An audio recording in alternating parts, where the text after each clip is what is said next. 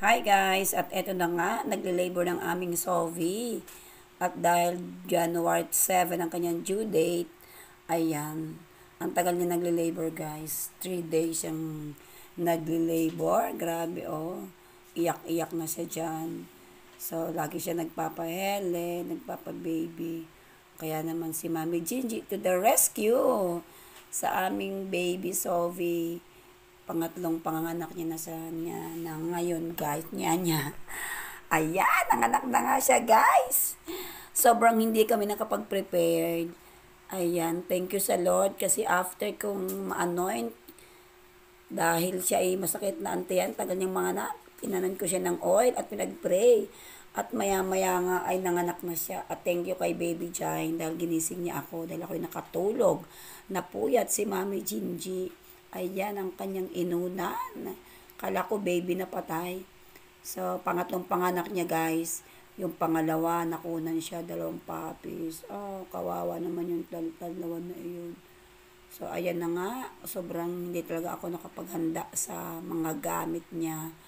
Kaya pasintabi sa mga kumakain. My gosh. So, ayun, yung baby niya. So, iniintay pa namin. Baka meron pang kasunod. So, ilan kaya ang kanyang anak, guys? Surprise. Ayan. So, thank you talaga. Thank you, Jesus. Kasi safe and sound ang baby ni Sophie. Ayan, guys, ay ang first baby niya ay boy. So, yung second and third, hindi ko sure kung anong tauhin. Tauhin. Naging tao. So, ayan, akala ko hindi sila humihinga kanina, hindi siya humihinga. Yun pala, tanggalin lang yung balot, yung saplot. Ayan, buhay naman siya guys. So, ayan si Sophie, nililinis niya ang kanyang papi.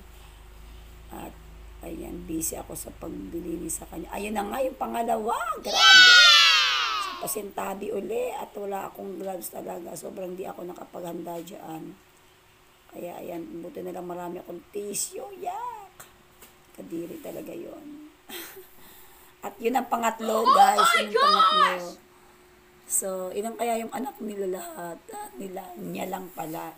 Mag-isa lang pala nanganganak si Sophie. So, ayan. Patatlong puppies niya, guys. Ayan na si Sophia namin. Grabe. Thank you sa Lord dahil successful ang kanyang panganganak. At ayan na nga, ang kanyang tatlong